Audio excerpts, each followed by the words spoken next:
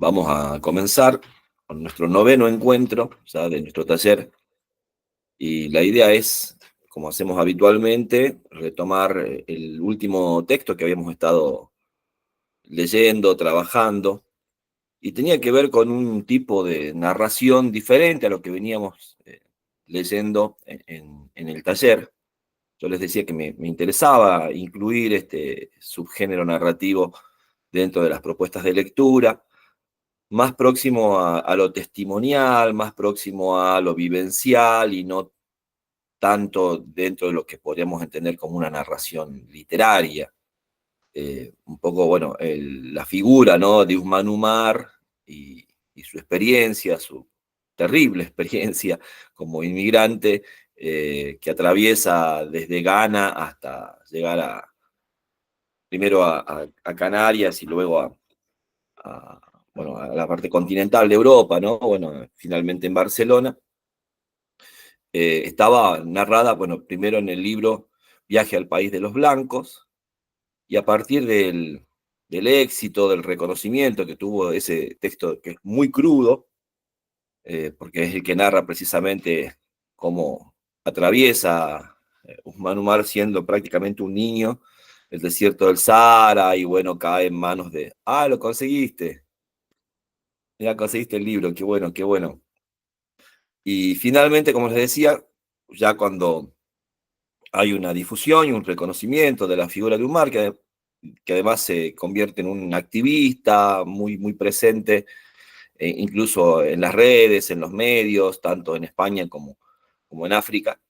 Bueno, eso da origen a este segundo libro que es Desde el País de los Blancos, en el que, bueno, ya lo que se narra básicamente es la experiencia también compleja de integración y también bastante particular, ¿no? A partir de haber podido insertarse en una familia catalana eh, que lo acoge y le permite el acceso a la educación. Y un poco, bueno, uno de los grandes temas, ¿no?, de este libro, de este relato, bueno, como la importancia que tiene la educación, todo lo que él ha podido desarrollar y realizar tiene que ver básicamente con esa oportunidad que tuvo de culminar los estudios, de poder alternar, ¿no?, el trabajo con el estudio universitario, por supuesto el aprender a dominar la lengua castellana y también el catalán. Y bueno, y cómo eso también le ha permitido bueno, pues llevar a cabo esta fundación e ir desarrollando su actividad eh, política, porque en definitiva no deja de ser eso. Y de hecho, bueno, se contrasta un poco con la actividad política también de su hermano, y bueno, cómo han ido adquiriendo relevancia en su tarea, y a la vez también, por supuesto, a lo que venimos viendo en todos los relatos, ¿sí?, sobre migraciones, las dificultades que tiene ese sujeto en su propia identidad respecto, ¿no?, de no sentirse ni en un lugar ni en otro. Lo mismo lo vamos a ver en Piedras en el bolsillo de Adimi. Es decir, por supuesto, más allá de que la experiencia de integración de Usman Umar ha sido a la larga muy beneficiosa y hay un reconocimiento, por supuesto, a la familia que lo acogió como un hijo más. Eh, en numerosas ocasiones, ¿no?, se encuentra, como hemos visto en otros textos, en esa, en esa disyuntiva, ¿no? Bueno, decir, bueno, ese trabajo de integración no se cierra nunca, nunca siempre está expuesto el sujeto migrante al racismo, a veces de manera muy frontal y abierta o extrema, a veces esos pequeños racismos de los que hemos venido hablando también a lo largo de muchos relatos. Y por otro lado, por supuesto, el regreso, el retorno a su país de origen, que además es un pequeño poblado rural, ¿no?, de Ghana. eh, También lo coloca en un lugar de extranjero, ¿no? Es decir, se regresa, pero incluso lo ven como un blanco a él en su retorno. Y por supuesto también esas tensiones de las que también venimos hablando a lo largo de muchos textos que hemos leído, que tienen que ver con, eh, básicamente con bueno, el choque, ¿no? Que provoca la experiencia de la migración, sobre todo en un sujeto que, bueno, va adquiriendo, digamos, un desarrollo en el plano educativo, ¿no? Un poco las concepciones fundamentales de Occidente con aquellas que tienen que ver con su lugar de origen. Básicamente, fíjense que hay varios capítulos en donde se habla de ciencia, de tecnología, y cómo, bueno, un poco la gran diferencia entre los países occidentales, sobre todo los países europeos, y el resto de los países que podríamos llamar subdesarrollados, así a grandes rasgos, aunque también es una categoría bastante compleja. Básicamente pasa, ¿no? Por la cuestión del acceso a la tecnología, el acceso al conocimiento, bueno, sin embargo también en esa disyuntiva, en esa tensión que hay entre el saber occidental y los saberes no occidentales, hay como una especie de reivindicación de ese saber de su padre, ¿no? Que es un chamán y que de alguna manera también es portador de un conocimiento ancestral que en un primer momento él lo percibe como algo, no sé, vinculado a lo supersticioso, a aquello que está en contra, ¿no? De esa razón occidental de la ciencia, pero que sin embargo, bueno, de a poco también va a ir reivindicándolo, ¿no? Eh, es interesante también, más allá de la cuestión, por supuesto, de la reflexión que realiza el narrador respecto a estas situaciones, ¿no? Yo les decía que había momentos que tienen una estructura muy parecida a la de las charlas TED, ¿no? Este tipo de charlas, digamos, de ejemplaridad, de vida, de estas historias de resiliencia, de transformación, que, que por un lado me parece que son muy interesantes y tal vez motivadoras, y por eso también su difusión en las redes sociales, pero que por ahí a veces caen en ciertos esquematismos, ciertas, ¿cómo les puedo decir? Simplificaciones, ¿no? De los problemas, ¿no? Es decir, bueno, si alguien, tal sujeto pudo enfrentar tal situación y salió adelante y creció, es como que esa posibilidad de desarrollo es accesible a cualquiera, y a veces, no siempre, pero por lo menos algunas que yo he escuchado, caen en cierto voluntarismo, ¿no? O sea, depende de la fuerza de voluntad de cada uno. Y sabemos que, o por lo menos no sé si sabemos, pero intuimos que a veces las cosas son mucho más complejas, ¿no? Que abordan o implican una serie de factores que trascienden ampliamente la voluntad del sujeto, ¿no? Y también a veces se corre el riesgo, ¿no? De estos individualismos que colocan la culpa o la responsabilidad de determinadas, afrontar determinadas situaciones solamente en el sujeto, ¿no? Entonces, si no pudo o está expuesto, no sé, a la pobreza, a la delincuencia, a la drogadicción o algún otro tipo de problema, a la violencia, es porque no quiso lo suficiente salir de ahí o no tuvo la suficiente fuerza de voluntad para transformarse como si lo hicieron otros. Bueno, esa es por lo menos mi visión y un poco la crítica que yo a veces le hago a ese tipo de charlas. Insisto, por un lado me parece interesantes porque pueden ser motivadoras, porque presentan ejemplos de vida o narrativas de vida que pueden ser muy estimulantes para el público en general, pero que por ahí a veces en la estructura del relato hay una simplificación o hay una especie de exceso de voluntarismo que a mí por lo menos me parece que simplifica, ¿no? Las situaciones. Creo yo que en algunos casos el relato de Usman Umar tiene algo de eso, y en otros me parece que no, que realmente sí, él se da cuenta que la situación de él es excepcional, que ha dependido, bueno, de muchísimos factores que son ajenos a la voluntad del sujeto, ¿no? Un poco el tema de la supervivencia en ese terrible viaje migratorio. Por ejemplo, se cuenta apenas un poquito, ¿no? Del trayecto en el desierto y el cruce en patera, ¿sí? No hay mucho desarrollo de esos, como si está en el primer relato, como les decía. Y luego, bueno, esta especie casi de fortuna, ¿no? Porque de repente es un encuentro azaroso el que tiene Usman Umar en una calle de Barcelona con esta mujer, ¿sí? Con Montse, que además está también en una situación familiar particular, ¿no? Un poco esta idea del nido vacío, hijos grandes que ya se han ido, la necesidad también de llenar un poco ese vacío que también tiene que ver con las relaciones familiares que tienen los europeos muchas veces, ¿no? De desapego, de lejanía, ¿no? Cuando ya los hijos crecen y los matrimonios de estos mayores quedan un poco solos, ¿sí? Y de algún modo, bueno, se da esa situación, como les digo, casi azarosa, y de hecho, tanto Monse en el prólogo como el mismo Usman Umar lo van, digamos, retomando en el relato, ¿no?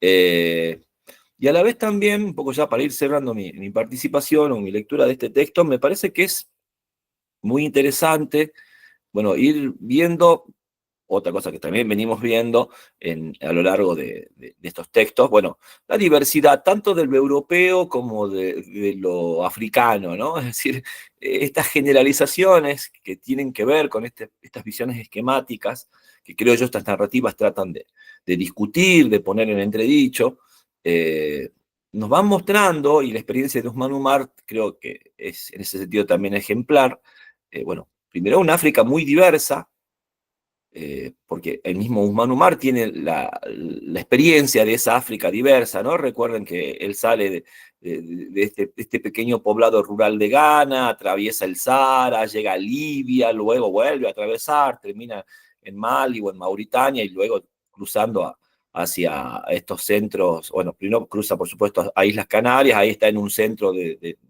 jóvenes, de menores de edad. Ya vamos a hablar, hay una de las novelas que vamos a leer más adelante, se llama Me llamo Suleimán, que obviamente es un texto literario, pero que un poco les va a recordar mucho a esto que narra Usman Umar, porque ahí está toda esta experiencia narrada con mucho detenimiento, incluso hasta con mucha crueldad, ¿no? Y bueno, un poco también es ir descubriendo esa diversidad también de lo europeo, y por supuesto la diversidad de su propio lugar de origen, ¿no? Esta África tan compleja y con tantos contrastes, ¿no? Entre las grandes ciudades muy occidentalizadas, los espacios rurales, que también son diferentes entre sí, ¿no? Porque también todo depende de qué grado de occidentalización tengan. Bueno, por supuesto, la diversidad lingüística, producto por un lado de las diversidades étnicas, pero también de la experiencia colonial, o sea, el vínculo, ¿no? Eso también, por ejemplo, el hecho de que él sea ganés y maneje el inglés, a él le va a dar una posibilidad de comunicación que quizás otro sujeto migrante de otras regiones de África no tiene, ¿sí? Y bueno, también, insisto, esta diferencia o esta diversidad que hay en la propia Europa, o en este caso puntual en España, ¿no? Porque él tiene, por lo menos en el texto aparecen tres momentos, ¿no? La experiencia en Canarias, la experiencia en Málaga, la experiencia en Barcelona, principalmente en Barcelona. Y así también, ¿no? El contacto, por ejemplo, con los Castellet, el contacto con los distintos compañeros que tienen la universidad, a la larga también el contacto con otros migrantes o hijos de migrantes, bueno, todo ese tipo de cuestiones que me parece que también son muy interesantes tener en cuenta, porque, bueno, vuelvo a insistir, ¿no? Un poco lo que nos generan estas lecturas es esa especie de, bueno, de ruptura con esas visiones generalizadoras y simplificadoras, ¿sí? Con esa dicotomía, lo africano y lo europeo tan tajante, cuando, bueno, en realidad la experiencia humana siempre es diversa y está absolutamente llena de matices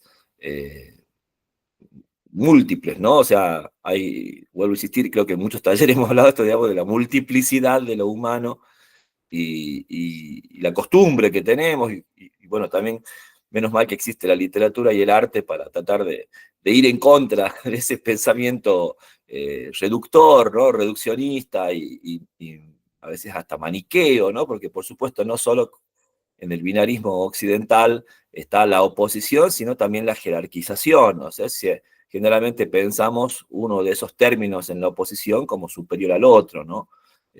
Digamos, y además también hay una serie de correspondencias entre los términos superiores y los términos inferiores.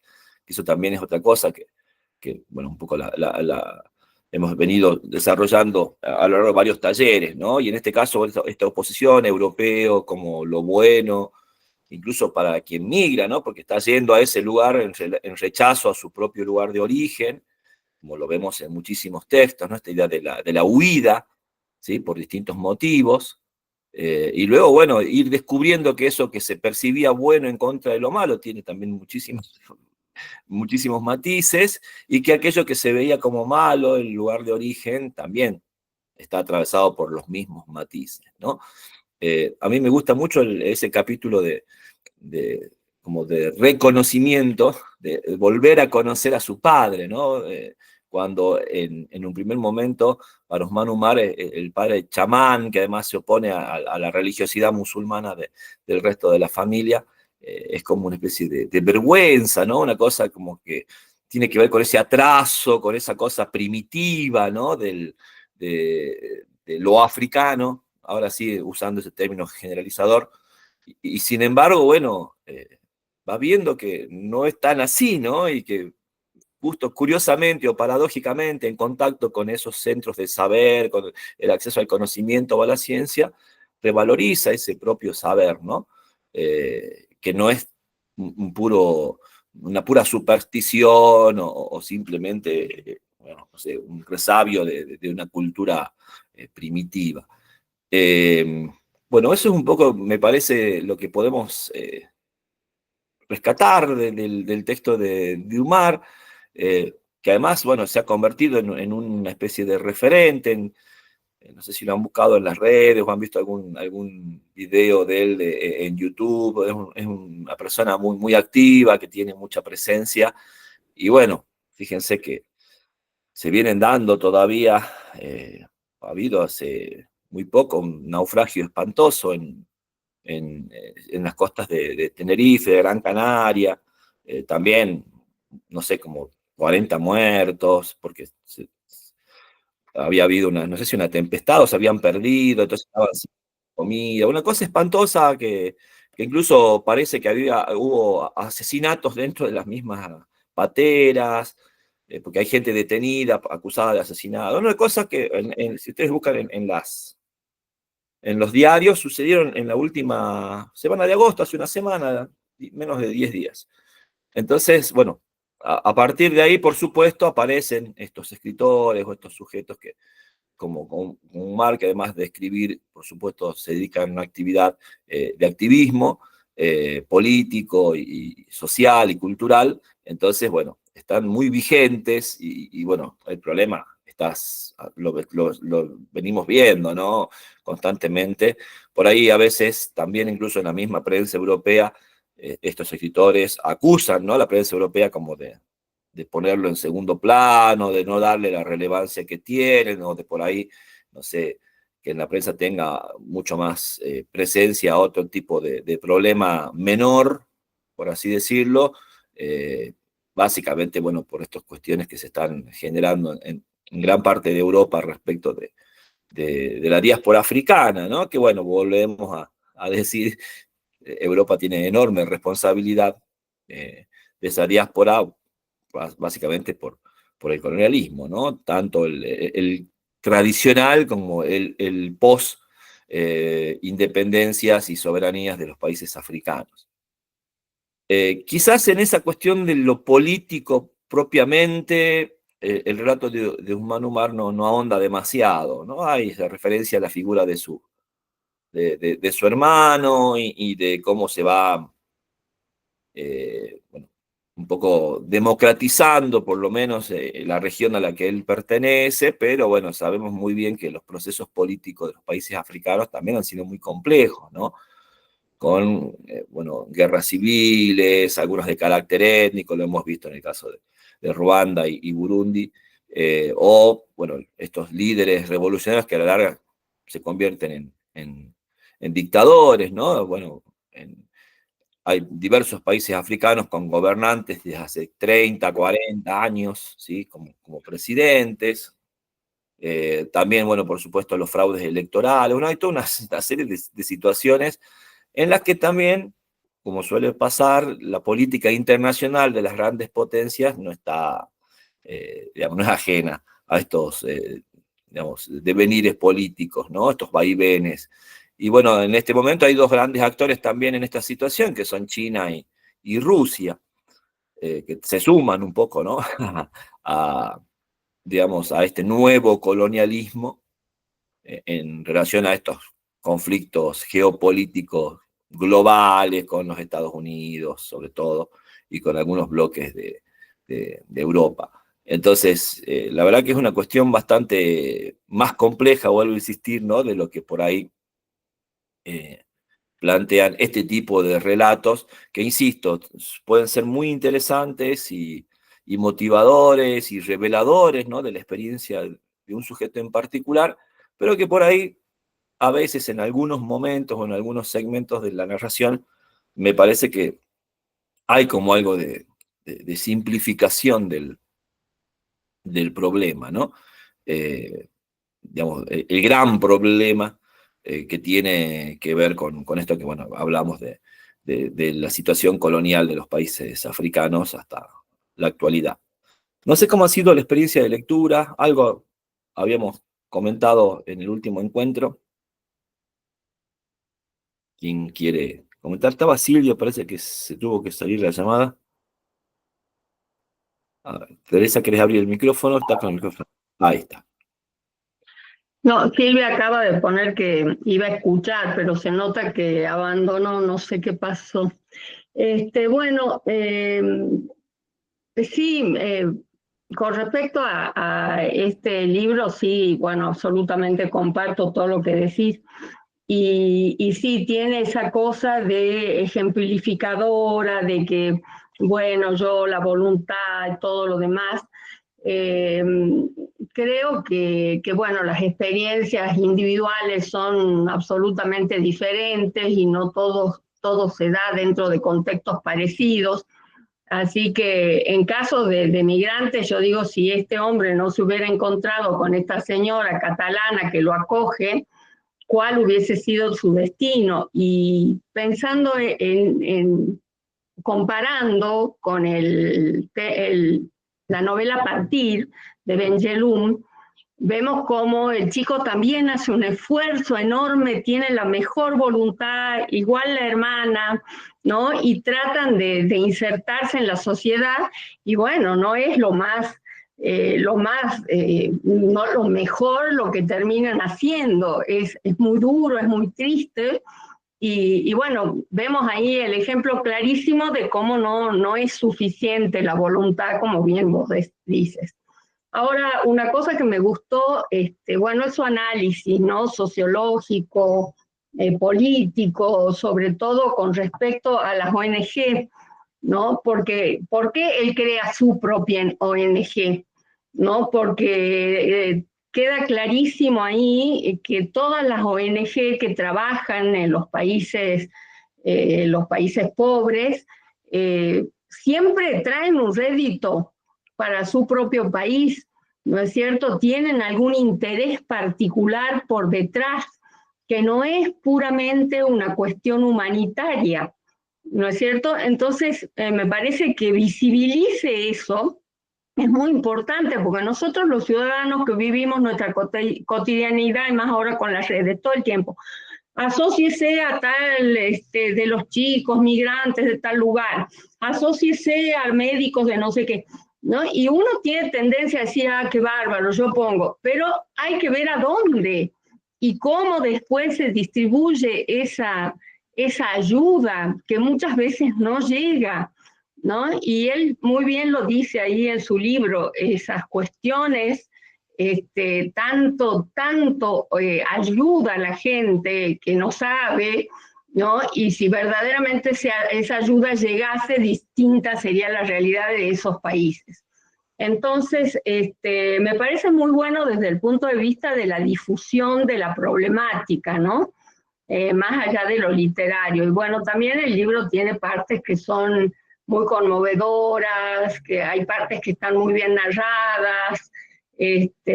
Bueno, ese comentario me parecía importante destacar esta cuestión, ¿no? Muchas gracias, Teresa. Bueno, ¿se acuerdan? Necesitamos nombres nuevos de No Baile de Bulaguayo, había una parodia muy cruel respecto del accionar de las ONG, ¿no? Sí, Cuando sí, Darling describe que estaban más interesados en sacarse fotos y en filmar lo que hacían que realmente integrarse o interactuar con la gente de ese lugar, ¿no? O sea, sí, el tema de las ONG está siempre un poco en el ojo de la tormenta, porque como dice muy bien Teresa, bueno, hay algunas cuyos intereses no están muy claros o no están muy a la vista o a la superficie, incluso de quienes puedan llegar a colaborar con ellas de forma muy altruista, ¿no? Y humanitaria, como decía Teresa. Y en otros casos también, bueno, hay parte de una especie de mala conciencia de Occidente, ¿no? Decir, bueno, tantos líos hemos hecho ahí, tantos despelotes hemos armado en ese lugar, bueno, les demos algo de todo lo que les hemos sacado, porque básicamente sabemos muy bien que cuando hablamos de colonialismo hablamos de explotación, de vaciamiento, de extracción de recursos, de riquezas que han generado realmente situaciones de miseria, hambruna, desastres climáticos, etcétera, etcétera, ¿no? Entonces, bueno, un poco a veces la cuestión a la que también se somete este tema de las ONG es un poco, bueno, el contrapeso, ¿no? Entre la negatividad de la actividad colonialista y este intento un poco paliativo, ¿no? No sé, de acercar algo de todo lo que se les han privado a los países del África, justamente por el colonialismo, ¿no? Me parece que eso también es, y eso también de la emotividad me gusta, porque a mí también sí me resultan atractivos y me gusta la emotividad del relato, pero a veces también, vuelvo a insistir con esto, ¿no? La charla TED también apela demasiado a lo emocional, ¿sí? Y a veces, bueno, Gloria, que es escritora, quizás me va a poder iluminar mucho más sobre esto, hay como un riesgo de lo emocional, ¿no? Que le reste capacidad de análisis al sujeto, es decir, está bien, me conmueve, por supuesto, no sé, un logro, luego de tantos desafíos o de tantos obstáculos, me puede conmover la crueldad o la ternura, es decir, y me parece muy, muy importante, bueno, y tiene que ver con lo humano, o sea, también me molesta un tipo de literatura o de arte que deja de lado la emocionalidad, pero a veces cuando se apela a la emoción como una estrategia, como un recurso, me parece que a veces se resta, digamos, complejidad al análisis o apelar solamente a movilizar desde la emoción, puede ser como reductivo también, como les decía hace un rato, ¿no? Y a veces, bueno, por lo menos cuando algunas charlas TED que he escuchado, me parece que a veces apelaban excesivamente a la emoción, ¿no? A la conmoción del espectador, del público, y vuelvo a insistir, eso a veces limita o reduce la complejidad del análisis de una situación, incluso de la propia vida, ¿no? Me parece que también nos pasa a nosotros como sujetos, ¿no? No solo es un problema del arte, a veces si en la vida actuamos atravesados por nuestras emociones únicamente, a veces no podemos ver realmente lo que nos está pasando o todo lo que está implicado en lo que nos está sucediendo, ¿no? Bueno o malo, porque también no necesariamente tiene que ver con una experiencia negativa o problemática, ¿no? No sé si alguien quisiera agregar algo más. A ver, Mabel. Ahí saca el micrófono. Ahí está. Ahí estamos. Ahora ahí. sí. No sé si voy a estar un poco desubicada, pero por un lado vos decías, si no hay que hacer generalizaciones, ¿no? O sea, y más en base a nada, así a no tener datos, pero yo lo que sí percibo es que los españoles son recontra racistas. Igual que los italianos y los franceses, pero tal vez todavía los españoles más, aunque ellos crean que son democráticos, y especialmente la zona de Cataluña, o sea, especialmente Barcelona, siempre es lo que percibo eso a través de las lecturas, no es que he vivido, pero eso es lo que siempre siento y me produce indignación con respecto a los españoles. ¿Qué querés que te diga? Voy a algo así personal. Después, ya cuanto al narrador, veo que hay como una mirada ingenua todo el tiempo, como que esos contrastes que hace entre su cultura, no sé, o sea, lo notaba como un poco, sí, esa mirada ingenua que tiene de ver que va al supermercado, que esto que ya sé que viene, ¿no? Pero me parecía como, o sea, no me llegó a convencer del todo, a pesar de que viene con todo el sufrimiento, más vale, de todo lo que fue llegar a España. Y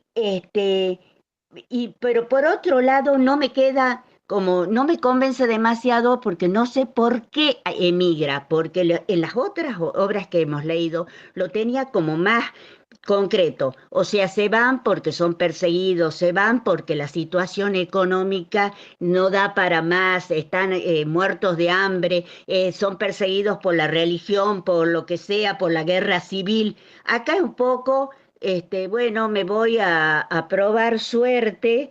Además, todo es azaroso, le ha ido bien porque, no sé, el azar lo ha ayudado a sobrevivir aquí, allá. Bueno, y y después, bueno, eso era lo, así, te estoy largando así impresiones no muy elaboradas, pero, y después, bueno, sí, la alusión que hace a la política de su país, siempre con el tema que lo mismo vemos en todas las obras, los gobiernos dictatoriales y la corrupción. Bueno, que acá en Occidente hay, pero en mi país, bueno, la corrupción en los países africanos, terrible. Y bueno, y después, esa como, sí, visión que vos decías, no sé, optimista, que todo me fue, salí adelante, o sea, lo sentí así un poco, sí, como un poco maniqueo, esquemático. Bueno, eso ha sido así como la impresión que tuve en general de la obra, que la leí así, esta semana, recién. Bueno, eso era todo, gracias. Muchas gracias, Mabel. Sí, bueno, vuelvo a insistir con esta cuestión de estos textos que están un poco en una frontera, ¿no? Entre si los podemos considerar literarios o no. Obviamente son criterios que no son fijos, que también dependen de lo que entendamos cada uno, según nuestras experiencias, nuestra formación, respecto del valor que le damos a un texto. E incluso, insisto, me parece que independientemente de lo literario, no, un texto puede tener valor por lo que relata, no sé, por el saber al que nos permite acceder al conocimiento, que nos permite acceder y que por ahí, bueno, está totalmente alejado de nuestra experiencia, ¿no? Creo que el caso de Umar es un caso extremo, ¿no? Con final feliz, si se quiere, por así decirlo, pero que, bueno, da cuenta quizás de lo más extremo del problema migratorio, ¿no? Siendo niño y todo esto que, insisto, un poco en la parte más dramática de la migración está en el primero de los libros, y acá un poco es como la segunda parte, la continuación, que retoma algunos de los elementos del primer libro, en donde, como les decía, se pone el acento más que nada en el conocimiento del otro, en el modo en que él se va integrando a través de la educación y del acceso a la universidad sobre todo, ¿no? Y también esos vínculos que va estableciendo desde esa familia que lo acoge hasta, por supuesto, compañeros o profesores que va teniendo. Y ahí, bueno, un poco lo que decía Mabel también al comienzo respecto del racismo de los españoles. Bueno, ¿se acuerdan que en Hija del Camino también aparecía ese tema? Y vamos a leer otra novela que se llama La hija extranjera, que además está escrita en catalán, en su lengua original, porque también es una escritora de origen argelino, que, bueno, migra también a, a España, se establece en Barcelona y, bueno, pero elige el catalán como lengua literaria. Y ahí también vamos a ver en La hija extranjera toda esta cuestión del racismo de los españoles, que es un racismo, como decía muy bien también Mabel, muy quizás solapado, digamos, poco reconocido en sí mismo por los españoles, y que sabemos que tiene raíces antiquísimas, ¿no? Pensemos toda la problemática en el siglo de oro, toda la problemática en ese periodo de esplendor, ¿no? De la literatura en nuestra lengua, que es el Renacimiento y el Barroco, y donde, bueno, el problema con judíos y moros fue un problema digamos, central en la cultura y en la sociedad, y cómo España se construyó, construyó su identidad persiguiendo, negando, expoliando. Vuelvo a insistir, ¿no? El primer gran modelo del colonialismo moderno es el Imperio Español, ¿sí? Los famosos reyes católicos, ¿no? Con la expulsión de los judíos, la persecución de los moros, esto que se conoce con el nombre de la Reconquista. Reconquista que no es tal porque muchos de esos territorios no lo habían habitado los cristianos, no habían sido reinos cristianos, o sea, que no habían reconquistado nada, o sea, les quitaron, o sea, Granada la fundaron los árabes, o sea, no había nada que reconquistar en el sur de España, porque no había grandes asentamientos de reinos visigóticos en el sur de España.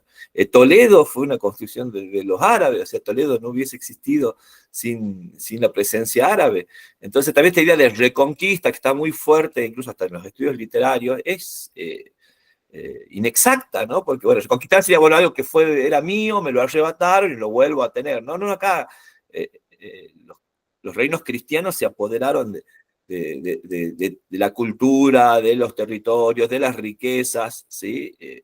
Que eran de quienes se habían instalado en ese lugar, ¿no? Y también, bueno, convengamos que los árabes eran tan invasores como los germanos visigodos, o sea, unos llegaron un poco antes, invadieron antes, otros invadieron después, pero en definitiva, si ustedes se pueden pensar, la idea son un pueblo germánico, ¿no? Trasladándose a la península ibérica, y un pueblo, bueno, bereber más que nada, más que árabe incluso, y después recién ingresan los árabes, cruzando el estrecho de Gibraltar, instalándose en algunas regiones de la península, ¿no? Que es un poco la historia también de la humanidad. Y antes, por supuesto, si uno se va todavía más atrás, ¿sí? Aparece la serie a ver, volvemos a lo que decíamos en el primer taller, ¿no? O sea, la historia de la humanidad es una historia de migraciones, ¿sí? De poblaciones que se trasladan de un lugar a otro. Y la historia del colonialismo también tiene que ver con lo humano, ¿no? Con la idea de aprovechar en beneficio propio un pueblo, los recursos que tiene otro pueblo, apoderarse de esos recursos a través de la guerra, apoderarse del poder de trabajo, de la mano de obra de otros pueblos a través de la guerra. En este caso, bueno, ese es el origen de la esclavitud, ¿no? También en las sociedades humanas. ¿Se acuerdan que hemos hablado de esta cosa, pensar los colonialismos desde lo nómade y lo sedentario, ¿sí? Porque por supuesto un pueblo sedentario necesita mucho más recursos, ¿sí? Para poder sostener su sedentarismo. Y bueno, a veces esos recursos se agotan en el lugar en el que se asienta el pueblo, entonces necesita sí o sí tomar recursos de otro, ¿sí? Más territorio, no sé, bosques, ríos, puertos, sí. Por supuesto, el colonialismo moderno sigue esa lógica, pero la vuelve mucho más compleja y, bueno, agrega muchos otros componentes que es lo que estamos viendo, ¿no? Pero lo que decía Mabel sobre España realmente es muy acertado respecto bueno, hay como esta cosa, bueno, sí, somos un pueblo multicultural y, no sé, más racistas serán los italianos o los franceses, que quizás, bueno, ni que hablar de lo que queda del resabio de la Alemania, por supuesto, que ligada al nazismo, pero en España, bueno, sobre todo los escritores contemporáneos están insistiendo y mucho, ¿no? En esa cuestión. ¿Se acuerdan que habíamos leído en unos talleres una novela, también cuando habíamos visto literatura española, se llamaba Black, Black, Black, que era la historia de una mujer que era asesinada y que tenía un marido que era marroquí y era albañil? Entonces, bueno, las sospechas recaían sobre los inmigrantes, ¿no? Bueno, y un poco la novela iba como desnudando todos los prejuicios racistas que tenía incluso el propio narrador, porque es un investigador que, bueno, típicamente español, ¿no? medio de derechas, ¿sí? Aunque sin asumirlo con absoluta claridad. Bueno, voy a eso, lo que decía muy bien Mabel, me parece que sí está presente ese racismo, aunque, vuelvo a insistir con esto, quizá en la novela de Usman Umar, el tipo de familia que lo acoge, la experiencia personal que él tiene con determinados sujetos, bueno, le dan como otro matiz, ¿no? a esa cuestión social en España. No sé si alguien quisiera agregar algo más, Silvia o Gloria. Pasamos a hablar de Piedras en el bolsillo de Kuter Adimi. Y bueno, presentemos a esta nueva novelista, una novelista de origen argelino, que vive en París. Bueno, estos casos, ¿no?, de escritores que migran y que, bueno, han hecho precisamente de esa conflictividad entre las dos culturas y las dos sociedades el gran núcleo de su literatura, ¿no? Bueno, Adimi es una escritora que nace en 1986 y que tiene todavía una obra acotada. Son 3 novelas las que ha publicado hasta el momento. Piedras en el bolsillo es su segunda novela. Y también tiene un guión de una película que también tuvo muchos premios, una película policial sobre unos asesinatos, bueno, la brutalidad policial racista, ¿no?, en París, en la muerte de unos jóvenes, no sé si eran marroquíes o argelinos. Y bueno, ella escribe el guión de esa película que se llama Dos Hermanos. En una época estaba en YouTube, no sé si seguirá estando. Bueno, en el caso de Adimi, nos encontramos también con otra escritora que tiene formación en estudios literarios, es licenciada en letras, digamos, ese tipo de cuestiones que a veces se pueden evidenciar en los intereses que tiene la escritora. Por ejemplo, yo les recomiendo la lectura de Nuestras Riquezas, que es una novela muy linda, muy, muy linda, sobre una librería que había en Argelia, allá en la entreguerra, y en la que, bueno, porque era una librería con una pequeña editorial, en la que, bueno, un poco de los grandes escritores argelinos como Albert Camus empezaron a publicar ahí, o Antoine de Saint-Exupéry, André Gide, otros escritores, digamos, franceses muy vinculados con África y fundamentalmente con Argelia, tenían vínculo en esa librería. Es una novela sobre la literatura y, bueno, la podríamos leer o trabajar en algún otro taller más adelante.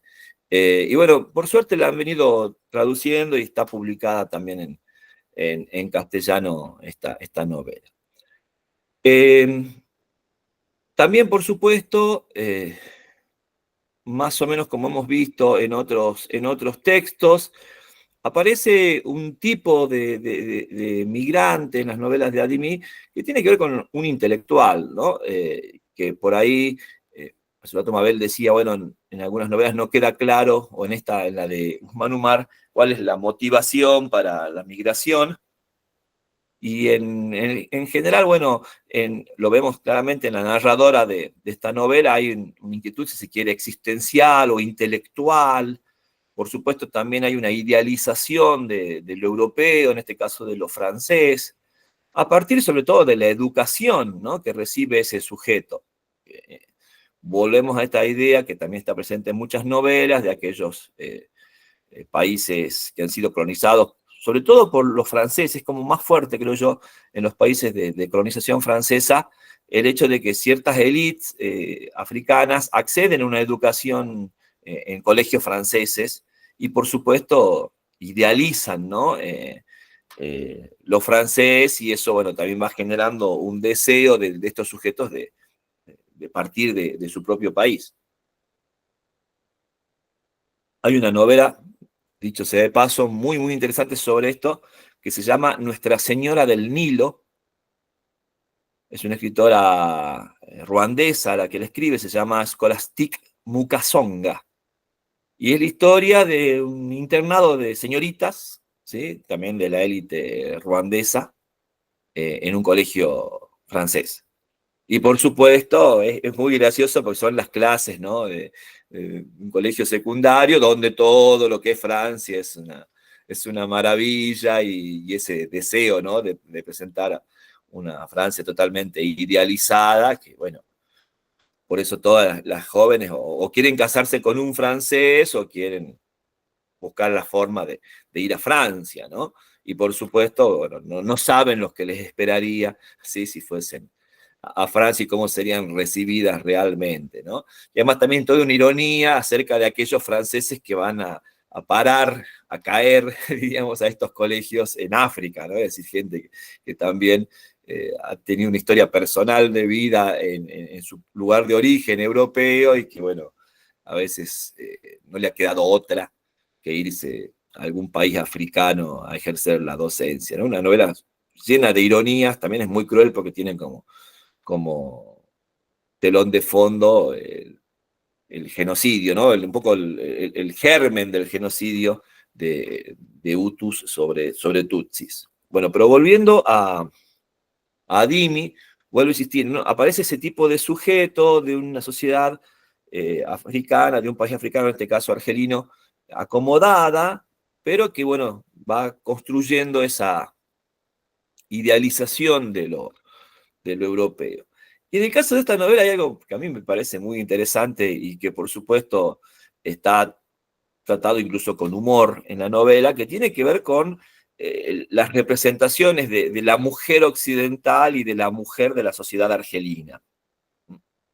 Un poco la narradora de Piedras en el Bolsillo lo que busca es la vida de una mujer francesa y no la vida de una mujer de Argel, ¿no? No quiere convertirse en su madre, no quiere convertirse en otro tipo de mujeres que la rodean, ¿no? Incluso, bueno, pensando en la hermana menor y en la amiga, ¿sí? En Amina, que también tiene esos sueños o deseos ligados al matrimonio y al único objetivo, ¿no? de ser esposa y ser madre. Entonces, un poco acá el origen de la migración está dado por la condición femenina, ¿no? Es decir, por las diferentes concepciones de la condición femenina en dos culturas y sociedades contrapuestas.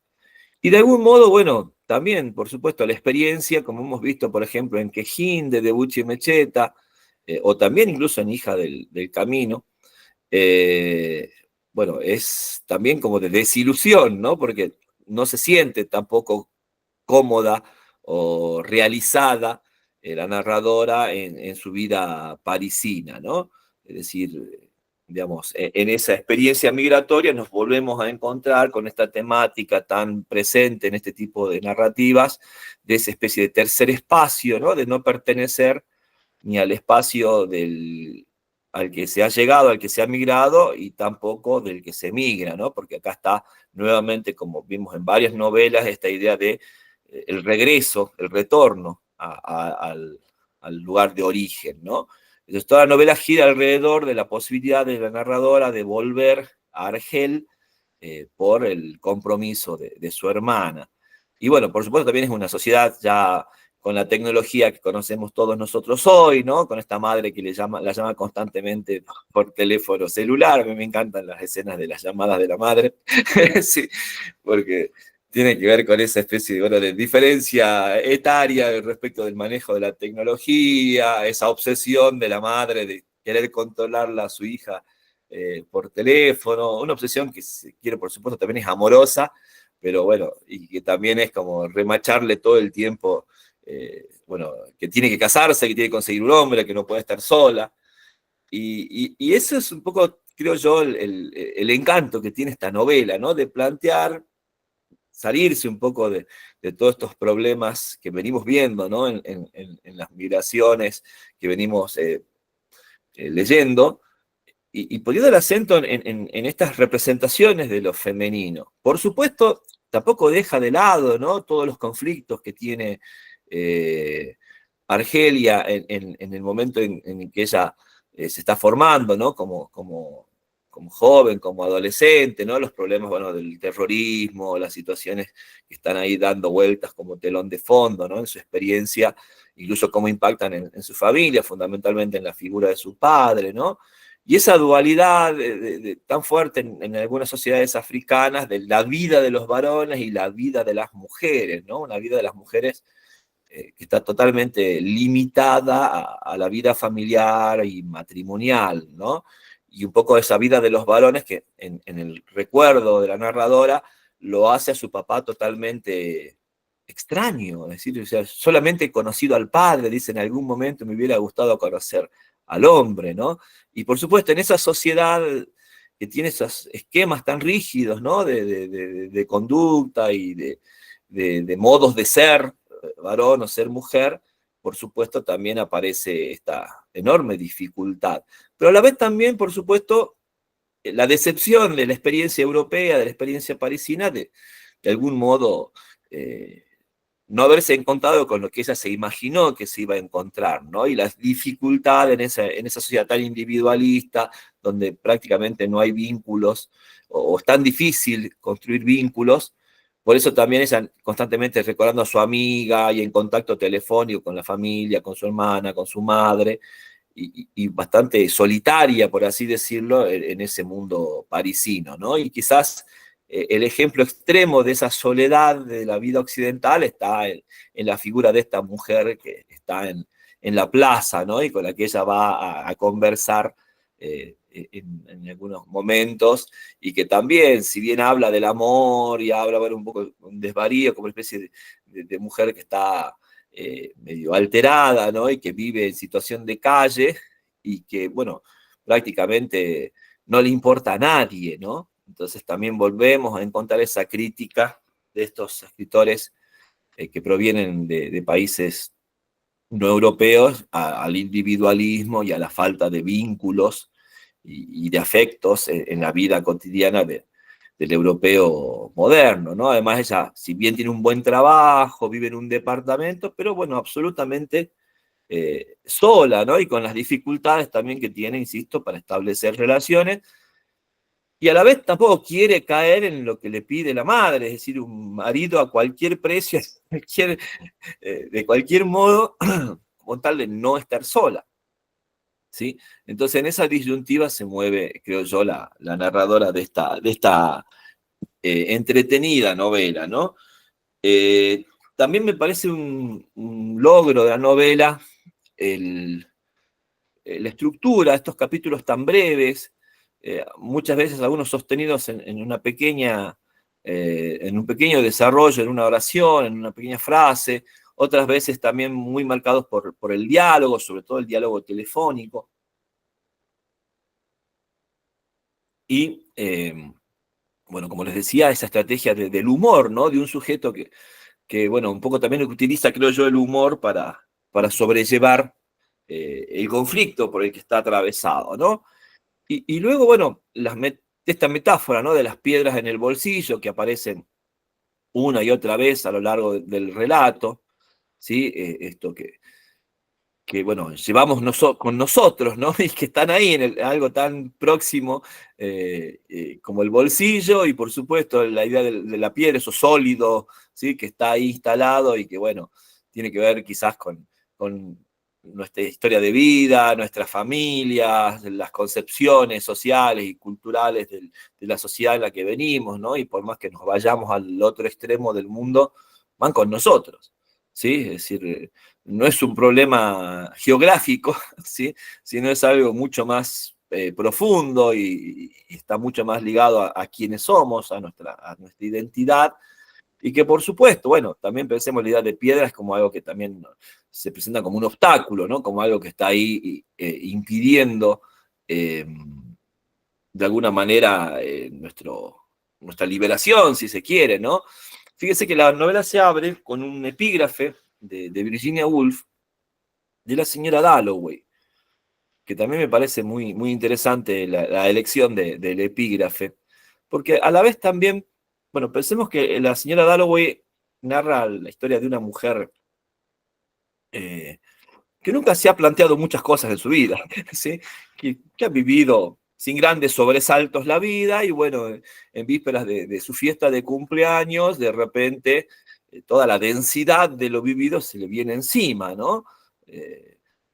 Y que por supuesto, bueno, ha construido su identidad como la señora Dalloway, ¿no? Porque Clarissa Dalloway, la protagonista de la novela de Virginia Woolf, en realidad, como se utiliza hasta no hace poco en nuestra sociedad también latinoamericana o argentina, utiliza su nombre o apellido de casada, ¿no? Y lo que la define a ella, en realidad, es su matrimonio con Dalloway. Pero bueno, en ese día, en vísperas de su cumpleaños, se da cuenta de alguna forma, ¿sí? Bueno, un poco ese tipo de identidad construida a partir de otro, ¿no? En subordinación con ese otro, y cómo, bueno, precisamente en el matrimonio que ella ha vivido, las decisiones casi siempre las ha tomado el otro, o las decisiones que ella ha tenido siempre han sido banales, ¿no?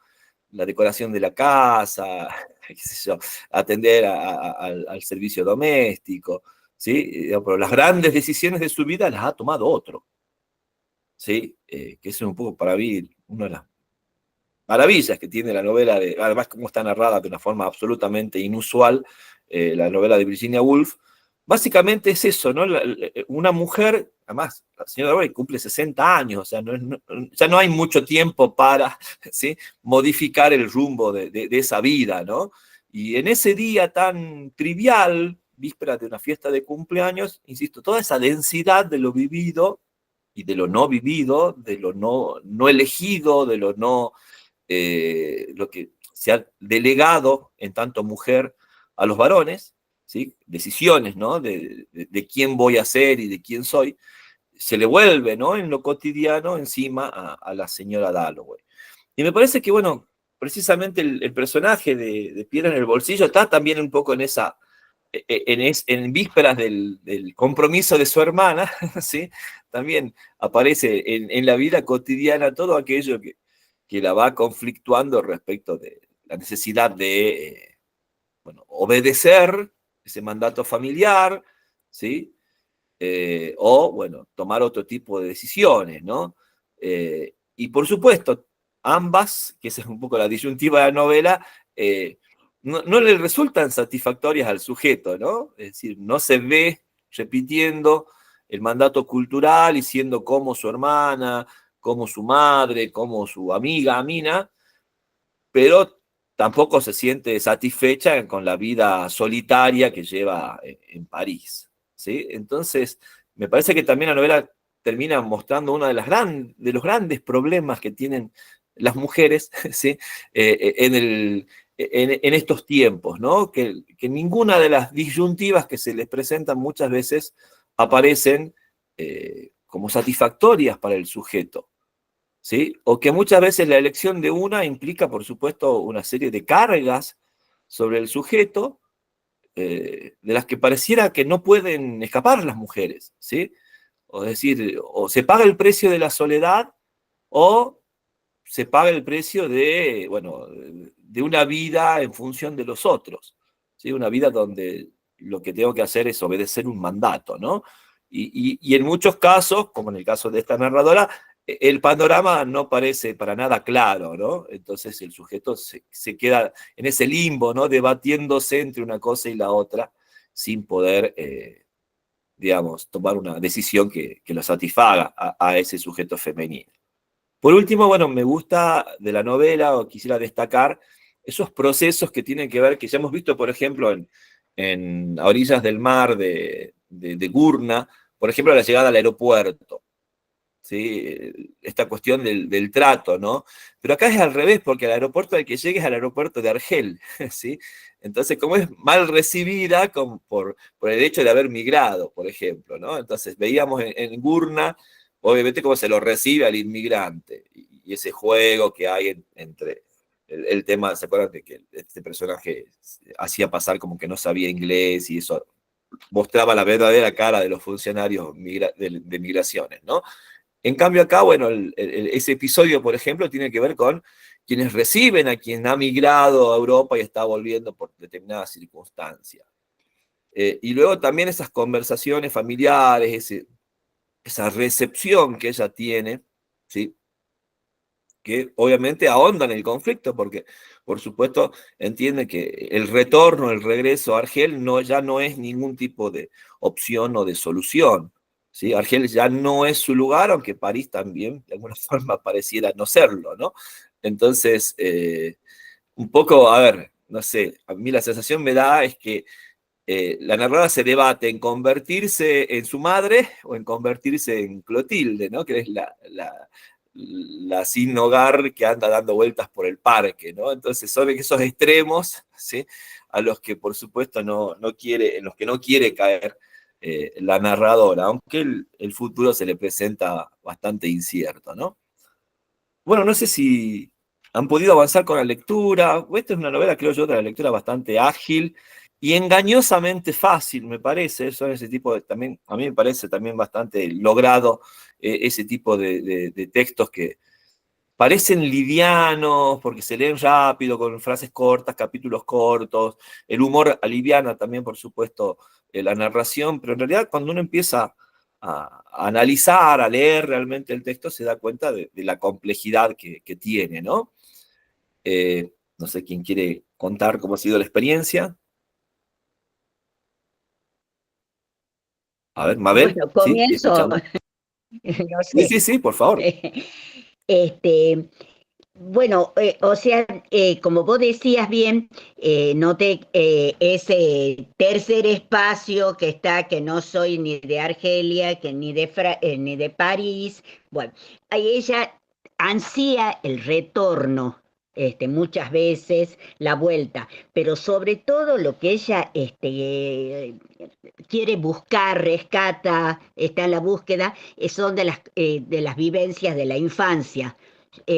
Son todos los recuerdos hermosos de lo que vivió en su infancia, la figura del padre. Cuando ella vuelve, hace las vueltas, ahí está, bueno, otra mirada de lo que es Argelia. Por empezar, como vos decías, en el aeropuerto, los controles, y aparte, o sea, cómo ve a los hombres de Argelia, o sea, los ve desagradables, con olor a transpiración, no me acuerdo qué otras cosas más, o sea, los policías, los hombres así en común, los argelinos, digamos, como hombres, digamos, una mirada bastante negativa tiene. Además, o sea, ella está, la narradora encarna lo que es realmente la angustia de las mujeres, como vos dijiste, y una angustia existencial en la gran ciudad, el ser un ser solo, anónimo. Y esa que vos decías, entre, bueno, acepto las normas de tenerme que casar a costa de cualquier cosa o estar sola, pero ella busca la salida intermedia, ella quiere encontrar una pareja que se entiendan, varias veces menciona eso, que es el deseo de las mujeres, que no es por casarse, sino la pareja, o sea, el compañero, el poder compartir, y es lo que intenta varias veces y no logra concretar porque no son de su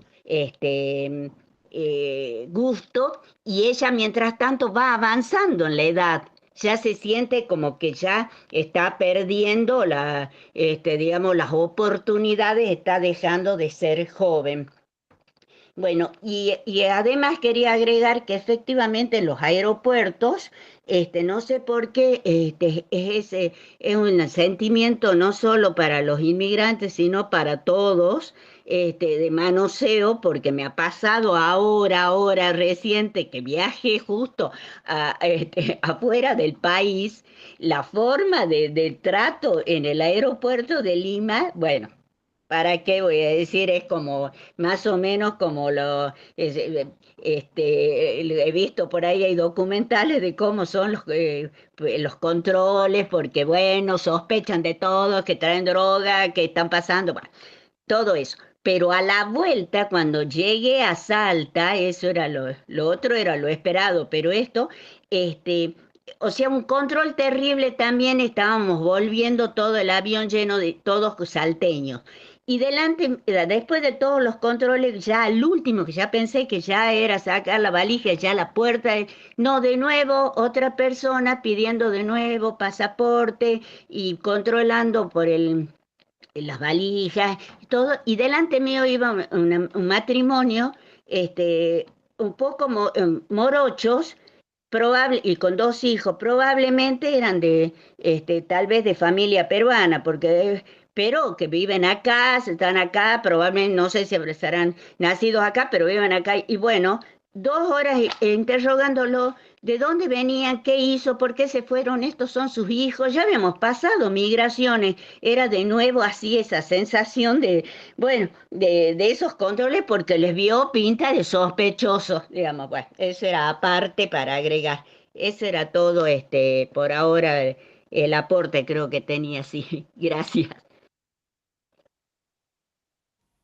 Muchas gracias, Mabel. Bueno, se ha vuelto toda una cuestión este problema de los controles migratorios, ¿no? Cómo se han ido recrudeciendo a lo largo del siglo XXI, las experiencias, las malas experiencias, tiene muchísima gente en los aeropuertos, en los cruces de frontera, ¿sí? Si han tenido la experiencia, como dice Mabel, de viajar, o lo han vivido a veces en carne propia, en el peor de los casos, o lo han visto realmente cómo funciona, ¿no? Esta cuestión del control migratorio, donde bueno, todo el mundo pasa a ser sospechoso de ser contrabandista, estar en trata de personas, de ser, no sé, narcotraficante, o ser una amenaza terrorista. Y ni qué hablar cuando pensamos en portación de rostro, ¿no? O sea, es decir, la apariencia, los rasgos étnicos, la vestimenta, inmediatamente colocan al sujeto en una de esas categorías, ¿no? Entonces, eso también me parece que, bueno, en muchas novelas contemporáneas aparecen esas escenas de controles migratorios en los aeropuertos, bueno, y no solamente en la literatura, ¿no? Bueno, hay toda una situación, bueno, creo que hoy el caso más fuerte mediáticamente es el de los Estados Unidos, ¿no? Donde constantemente se está hablando, incluso tengo entendido que ha descendido el turismo en muchas regiones de Estados Unidos, precisamente porque, no sé, en distintos lugares desaconsejan a las personas que vayan de viaje de turistas a los Estados Unidos, porque se exponen a que no los dejen entrar, por más que vayan con la visa, se exponen a malos tratos en los aeropuertos o a situaciones con las policías migratorias. Entonces, eso también estaba generando, yo había visto que en Nueva York, por ejemplo, había descendido como el 20 y pico por ciento en esta última temporada, que es temporada alta, digamos, ¿no? De turismo para ellos, porque es el verano del hemisferio norte, el turismo internacional, y que en algunos lugares de Europa, por ejemplo, se desalentaba a la gente a que viaje a los Estados Unidos, porque ya se habían dado situaciones que tienen que ver con esto, ¿no? Y bueno, fíjense cómo esto de alguna manera está ligado, ¿no? Esto que estamos leyendo, porque tiene que ver con la noción de frontera, con la noción de que el otro es una amenaza, el otro es un peligro, y que esa amenaza, ese peligro está inscrito en sus características étnicas, en su ropa, en su lugar de proveniencia, ¿no? Todo ese tipo de cuestiones están, bueno, al orden del día y los vamos viendo representados en varias de las novelas que leemos. ¿Alguien más quisiera agregar algo respecto a la novela de Adimi? ¿Sí? Teresa, escuchamos. Bueno, agrego una pequeña perlita con respecto a esto que están diciendo de los aeropuertos, no solamente el aspecto físico, sino el apellido. Vos tenés un apellido árabe y lo tenés que padecer. Uno de mis yernos tiene apellido árabe y en la familia de él, en los asados, domingueros, qué sé yo, se mofan ya de eso y cuentan cada uno las anécdotas de lo que les pasó. Mi hija con su marido y su bebé de 3 años, le dijeron a ella, bueno, vos pasá por acá, y a la chiquita de 3 añitos con su papá los metieron en una cabina, no sé qué, en Lima precisamente, para controlarlos. Una cosa muy violenta que mi hija se enojó, trajo a la chiquita, bueno. Pero ellos están acostumbrados, porque vos tenés un apellido árabe y no hay forma. Alguna cosa te hacen. Es muy doloroso y como esta cuestión, ¿no? Claro, obviamente, después del atentado a las Torres Gemelas, toda esta cuestión con los árabes se exacerbó, ¿no es cierto?, en todo el mundo.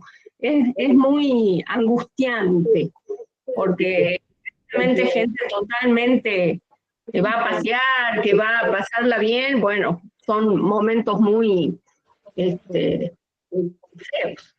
Bueno, con respecto a la novela, quería decir que bueno, me pareció al principio la tomé como que era medio liviana y no, porque esa estructura que tiene justamente, si nos detenemos en cada capítulo pequeño, esos párrafos siempre son de una profundidad increíble, ¿no? Eso por un lado. Por otra parte, me parece que el título es genial, Piedras en el bolsillo, porque es lo que ella lleva permanentemente como un peso en su vida. Y yo relaciono directamente esas piedras con las llamadas de la madre. Si ustedes se fijan, la madre la llama todo el tiempo y eso se repite y la llamada es igual y el diálogo es exacto. No, mamá, que sí, sí, ya sé que sos vos, no me digas porque aparece en el nombre, ¿no? Y ella le dice, soy tu mamá. Bueno, y ella se molesta, ¿no?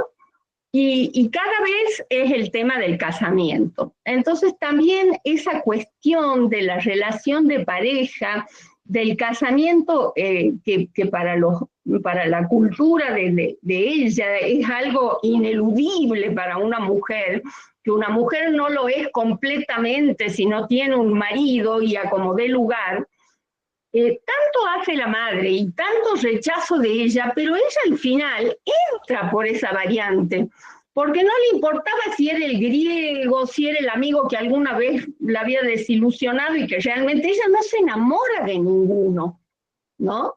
Pero ella misma, bueno, el personaje de esta chica es un personaje solitario, me da la idea como de solterona, como desesperada, ¿no es cierto?, de buscar el marido. Y yo digo, ¿hasta dónde? Porque no solamente en la cultura árabe, en la cultura africana, quiero decir, sino que tenemos metido en la sociedad, y ahí me acordaba de un párrafo de Belvedere cuando vimos El amor dura 3 años, donde él hablaba de esa idea que en el mundo se había generado y en todas las culturas del casamiento, de la novia vestida de blanco, de las florcitas, de las amigas que acompañan, del boato, ¿no es cierto? Que se genera toda una cosa en la imaginación y en la psiquis de las jóvenes, ¿no es cierto?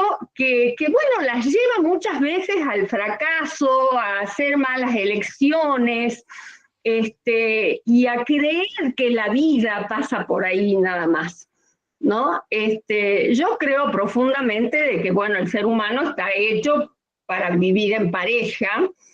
Creo que por lo menos una vez en la vida el ser humano tiene que tener la experiencia de haber vivido en pareja y que después puede hacer su elección, seguir o no seguir, pero que no es algo que tenga que ser así imperativo, digamos, ¿no? O me caso o soy un fracasado absoluto.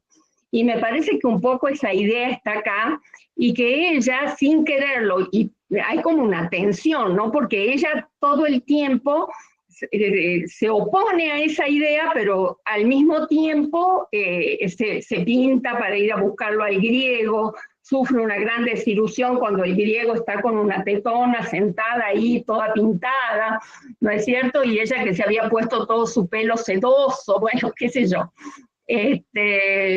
No, está buena la novela, me gustó. Al final me gustó. Muchas gracias, Teresa.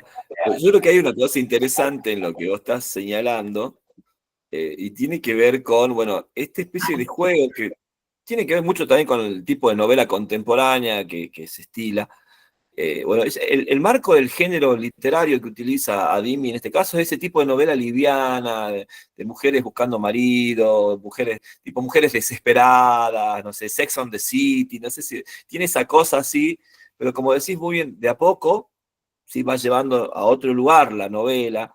En ese sentido, bueno, a mí de ese tipo de novelas livianas, para mí la mejor de todas es El diario de Bridget Jones, porque más es una parodia de ese tipo de novela, aunque después la propia escritora terminó cayendo en el género que empezó parodiando, ¿no? Porque El diario de Bridget Jones es una maravillosa parodia de ese tipo de cosas, y después cuando se le hizo saga cinematográfica, en realidad terminó cayendo en aquello que al comienzo había iniciado como parodia.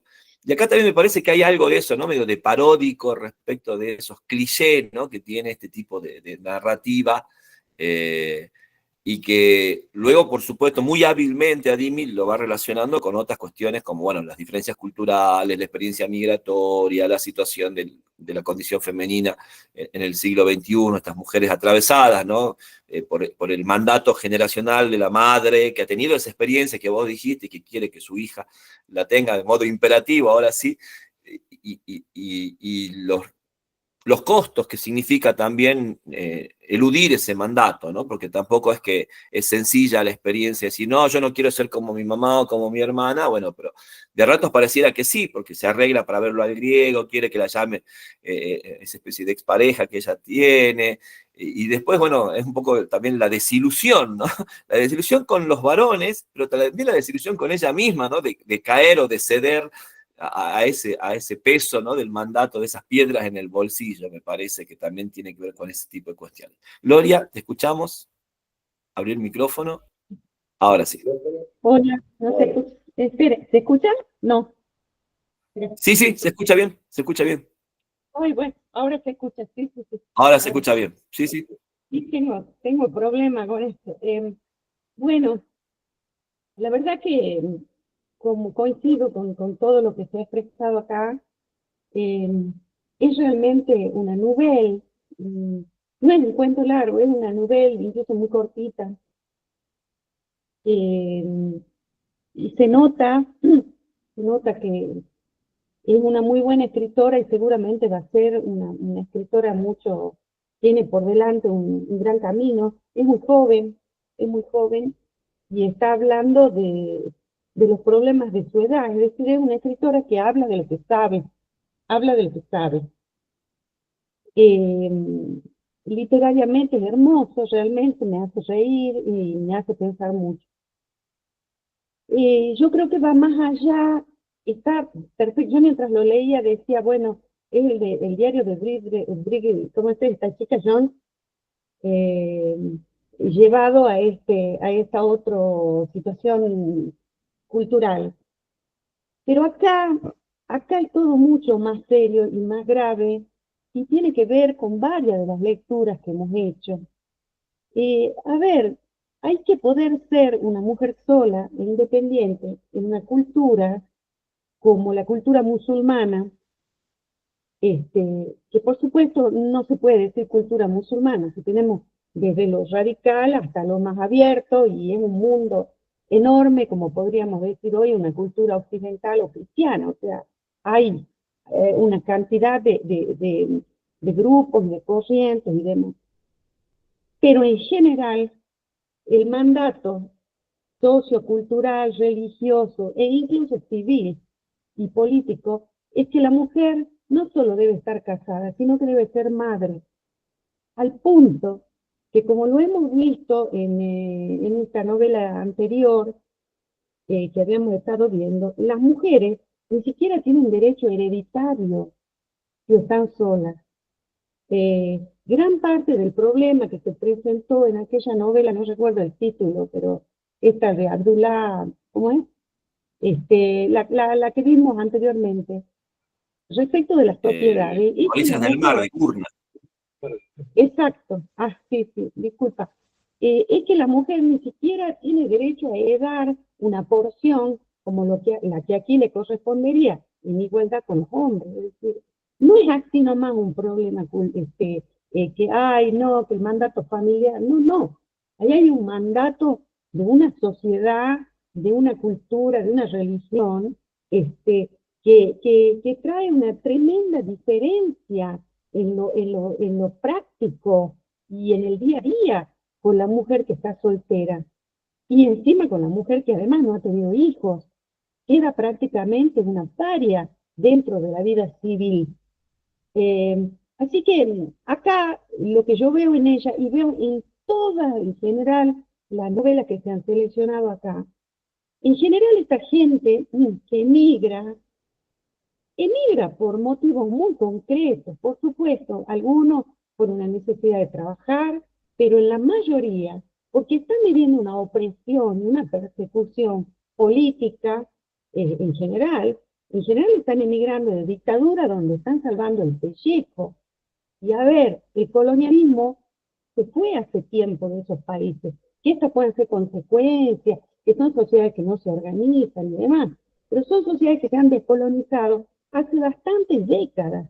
Sin embargo, se han vuelto cada vez más dictatoriales, y en donde ha entrado la religión musulmana fundamentalista y radical, las condiciones, especialmente para las mujeres, y los disidentes no hablemos, y los gays no hablemos, se han ido absolutamente para atrás. No ha habido una evolución, ha habido una involución tremenda. Y toda esta gente, de cada uno de estos libros que hemos estado leyendo, nadie quiere volver a vivir ahí. Nadie quiere volver. Algunos son refugiados, otros son exiliados, otra hay gente que se va. ¿Qué encontramos en esta novela? El exilio del exilio, es decir, bueno, lo que me acuerdo. Como decía acá Mabel, ella recuerda y añora ese mundo imposible al que no va a volver, ese mundo de la infancia, esa Argelia que ya no existe, esa Argelia, no sé, que ya quedó en el recuerdo. Incluso si nosotros nos ponemos a ver lo que es Irán hoy día, a lo que era la situación de las mujeres en el Irán de ya de Persia, que vestían a la moda occidental, que iban a las universidades, que manejaban automóviles, que tenían voz y voto, vayan a ver cómo están las mujeres ahora. ¿Y eso a quién vamos a culpar? Si justamente un país que se independizó y que, no sé, ha entrado de tal forma esa mentalidad que hoy la mitad de la población, que son las mujeres, tienen que llevar esa vida. Bueno, temas para analizar, no lo vamos a agotar acá. Pero qué distinta que es además cuando nosotros hablamos de la evolución y del colonialismo y del postcolonialismo de estos países, qué distinta que es la situación, por ejemplo, en una Argelia urbana que en la gente que está viviendo en la ruralidad, ¿no? Qué distinto que han sido cada uno de los procesos, qué distinta que fue la situación de Argelia y muy diferente la de Kenia, la de Ghana, la de, qué sé yo, todos estos países son muy, muy diferentes. Entonces, perdón, la fe. Entonces, acá, además de que está el problema que han pasado las mujeres, si se casan o no se casan, si tienen familia o no tienen familia, que todavía puede ser un problema. Creo que para nuestras hijas y nuestras nietas ya no. Nosotros vemos que hoy las chicas eligen totalmente otra vida, no sé cómo será la vida de ellas, pero muy diferente. En cambio, en esta sociedad, donde está esa madre desesperada, porque su hija pronto va a ser mucho más que una persona mal vista en la sociedad. Se casó la hermana menor y ella quedó solterona. A los 30 años, ya es un problema, ¿no es cierto? Ella muestra esa angustia, pero de ninguna manera quiere volver a vivir ahí. Ella va para el casamiento de la hermana y va a salir volando para París, donde a pesar de que no ha nacido y se ha criado y no está totalmente integrada, esa vida occidental le ofrece a ella un confort, una posibilidad de elegir, una vida que muy difícilmente la tuviera ya, digamos, con todas las presiones a las que estaría sometida. Bueno, eso veo en general en todos los libros que hemos estado leyendo. Nadie ni por casualidad quiere volver a su país de origen. No hay ningún romanticismo ni idealización de lo que han dejado. Al contrario, todos estos escritores dejan testimonio del tremendo sufrimiento que han dejado atrás. Ahora acá tienen uno nuevo, pero no quieren volver. Bueno, me pareció una lectura hermosa y lo que me produce este taller en general es la enorme necesidad de conocer el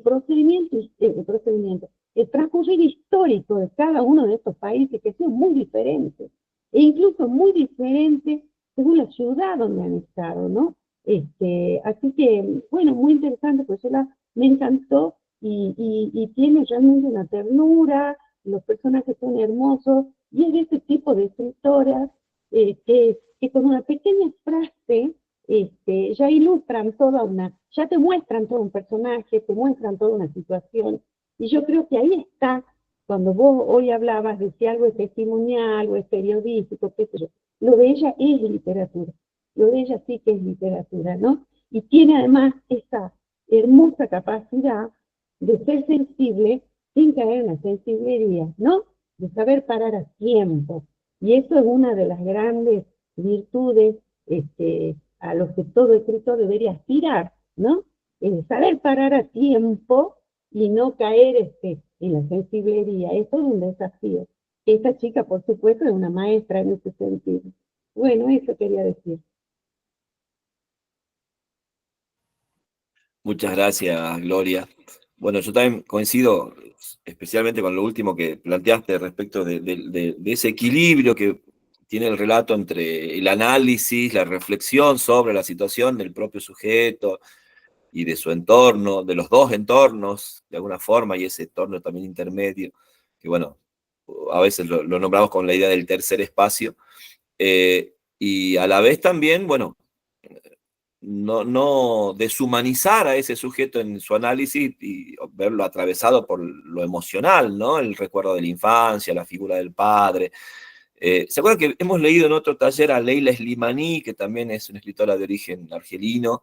¿Se acuerdan ese texto dentro de la autoficción? Lo habíamos leído, donde ella pasa una noche en un museo y bueno, también se evoca, ¿no?, esa Argel occidentalizada, la vida de adolescente rebelde, las discotecas, y bueno, también aparecía la figura del padre, ¿no? Que también es interesante, esa, y que también tiene que ver con la cultura, supongo, en este caso musulmana, bueno, esa figura de esa autoridad paterna, ¿no? Pero también esos padres que por lo menos evoca a Leila Slimani y el que evoca esta novela de, de Adimi, que un poco, a pesar de esa figura de autoridad, tiene como ese costado también, bueno, de ternura, de darle un lugar a esas mujeres que son sus hijas, ¿sí?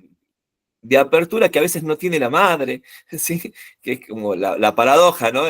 Siendo que el padre, la autoridad, pues la figura de autoridad en ese ámbito cultural, sin embargo, en la experiencia de esos sujetos han tenido padres que son como más abiertos que sus madres, ¿no? Donde la madre sí refleja un poco el deber ser de ese espacio cultural, ¿no? A mí también me hacía recordar un poco a esa figura, como les digo, de la novela de Slimani. Y a la vez también, bueno, esto que planteaba Gloria respecto del conflicto, ¿no? De los valores occidentales y sus relaciones en estas sociedades que están más o menos occidentalizadas según los países, más o menos occidentalizadas según las regiones de los países. Y un poco Gloria se anticipaba a la novela que vamos a trabajar en el próximo encuentro, que es la única novela que se sale de África, ¿sí?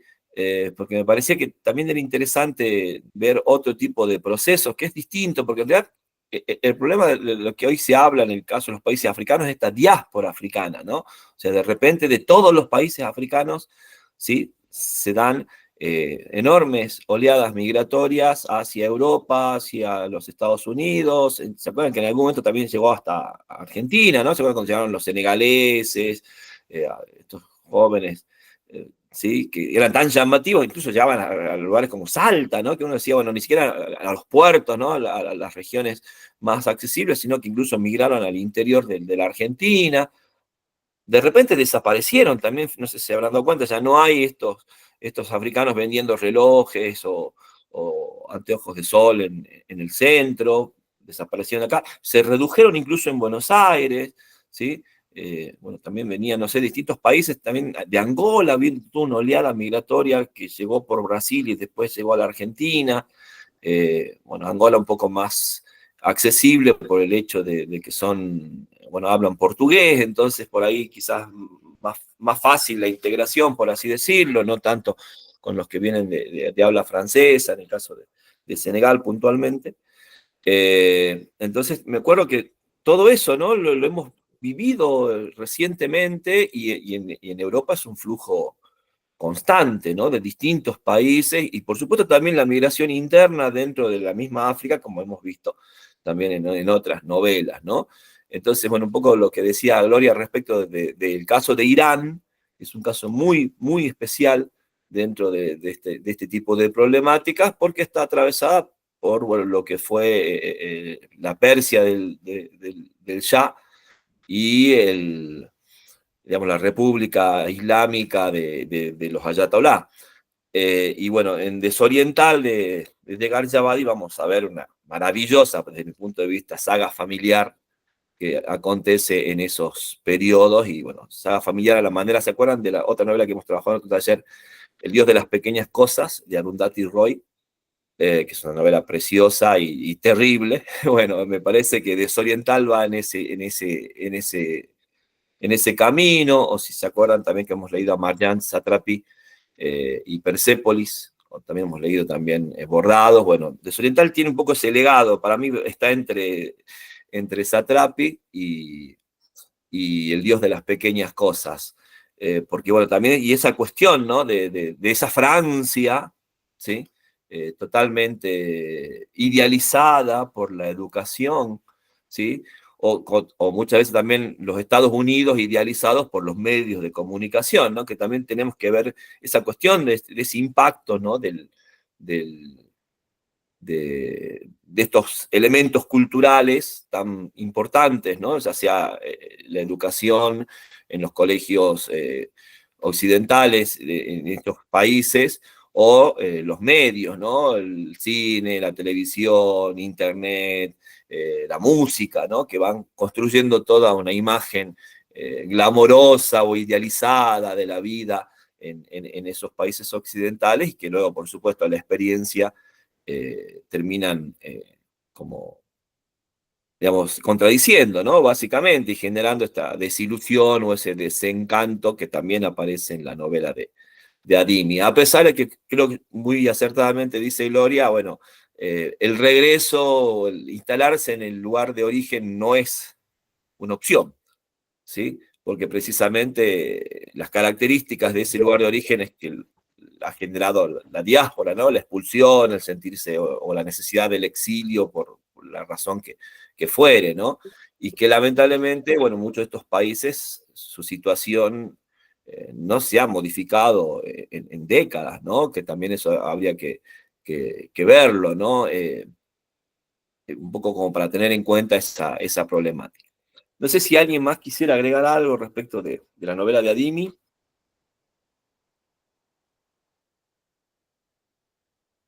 A ver, Laura, sí, abrís el micrófono.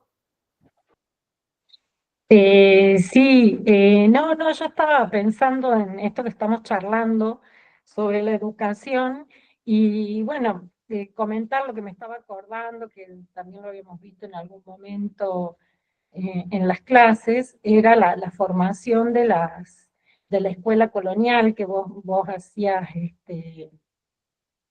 la escuela colonial africana, que en realidad, bueno, el interés que tuvo era el gobierno de formar a la élite africana, porque por supuesto que no todos tampoco tenían acceso al liceo, ¿no?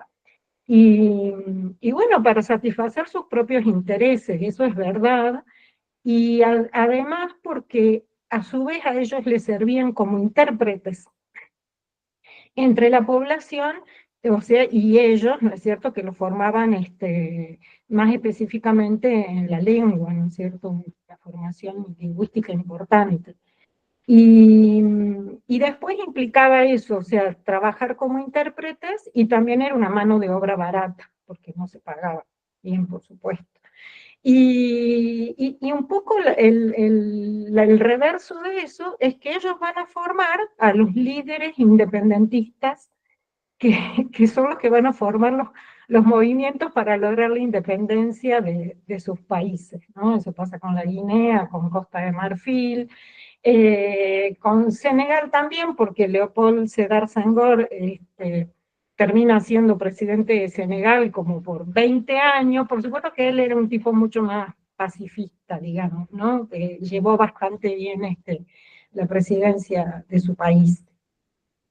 Y, y bueno, estaba pensando en eso, y también me acordaba de un librito que había leído en algún momento que es muy interesante, que es de un autor que ya es de la época colonial, que se llama Amadou Hampâté Bâ, no sé si lo has sentido nombrar. Él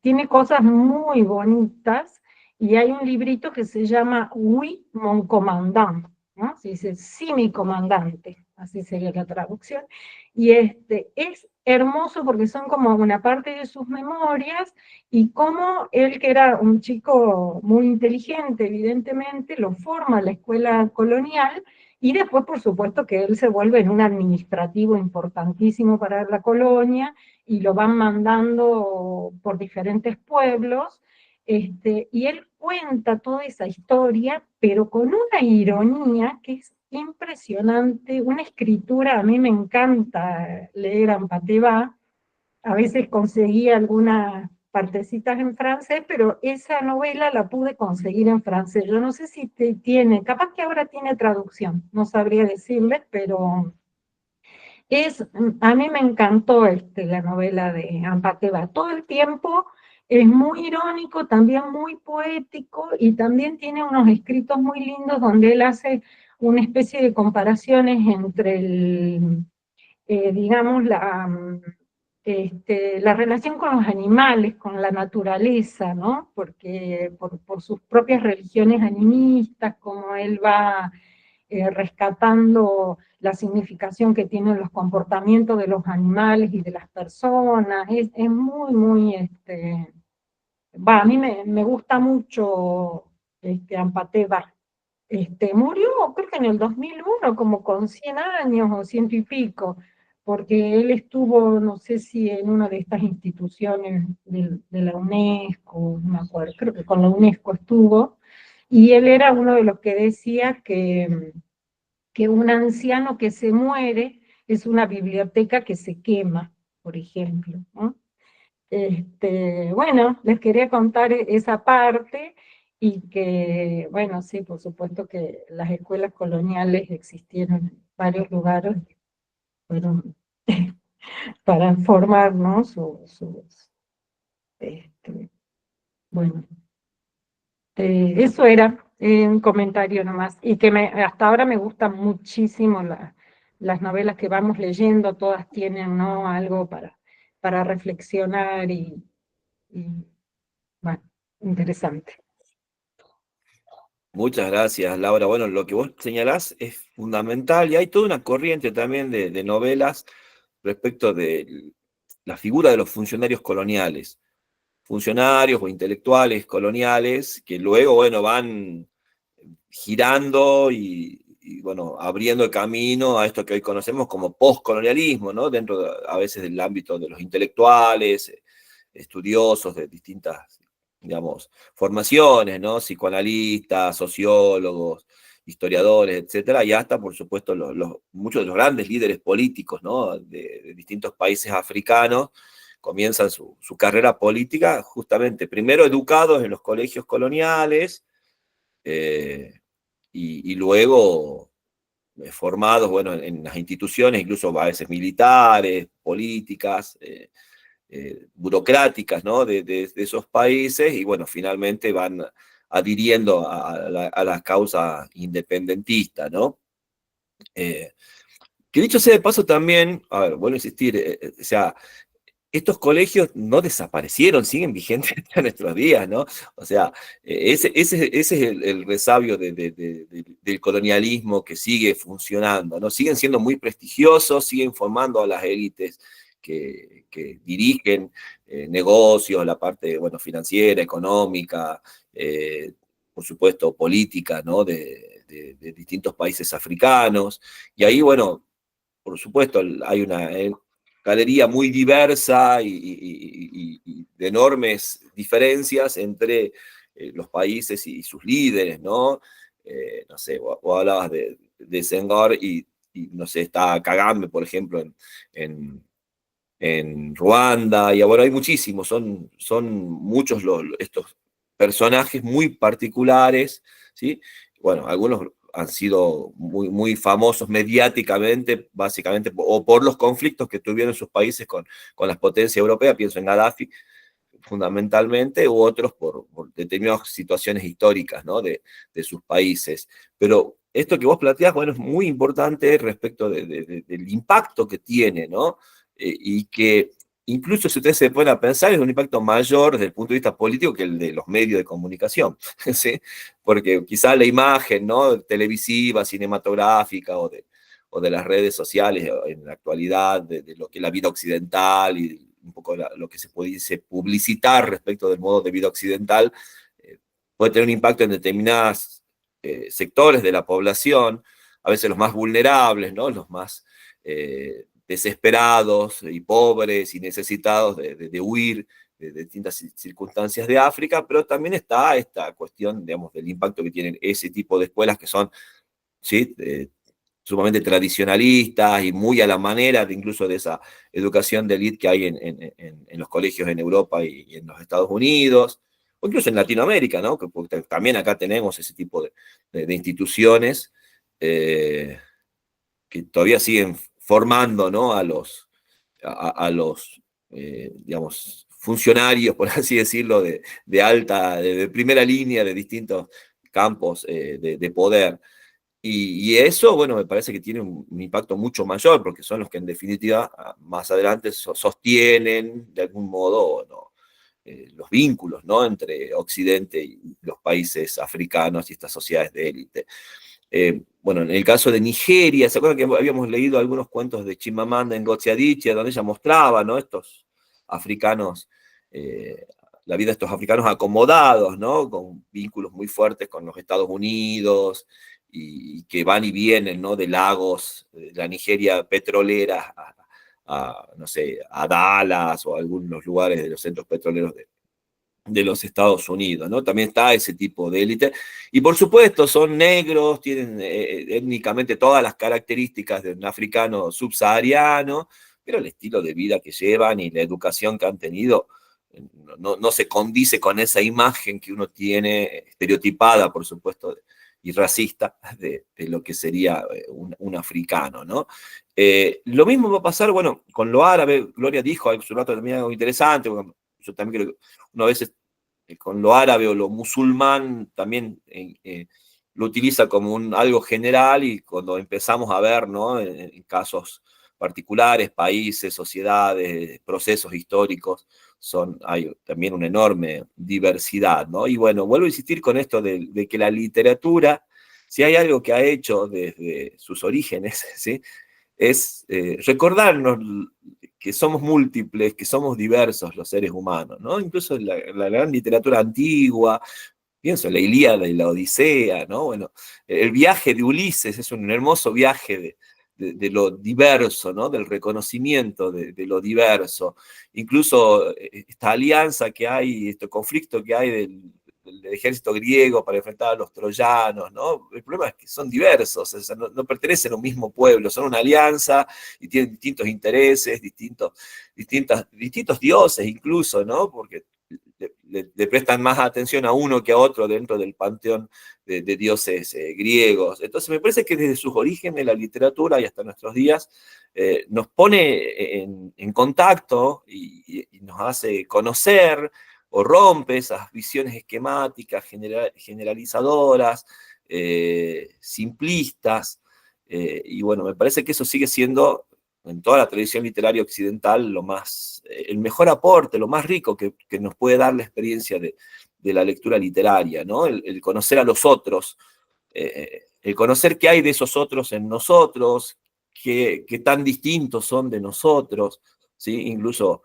vuelvo a insistir esa paradoja que maravillosamente pone en contacto la literatura postcolonial, de que a veces nos podemos ver como algo cercano, algo que en nuestra sociedad se nos ve como algo muy lejano. Esos viven en África, en medio, no sé, de la selva o del desierto, o viven en Asia, son todos iguales los chinos, son todos iguales. Y sin embargo, a veces uno lee eso que aparentemente está tan alejado y encuentra esa diversidad, encuentra esa proximidad de experiencias con lo que puede vivir un salteño, por ejemplo, ¿sí? En una ciudad pequeña, de frontera, además, también, ¿no? Dentro de un país que queda en nuestra concepción del mapa, donde termina el mapa, ¿no? Entonces, como Argentina también somos un país frontera, todo el país es una gran frontera donde se acaba el mapa que Occidente, digamos, oficializó, ¿no es cierto? Y nos vemos ahí abajito, al fondo, donde se termina el mapa, y nos ven también incluso, ¿no? Por eso quizás a veces cuando tanta gente se anima a hablar de Argentina o de los logros, por ahí a veces deportivos, qué sé yo, les sorprende porque venimos de ese lugar donde el mapa se termina, ¿no?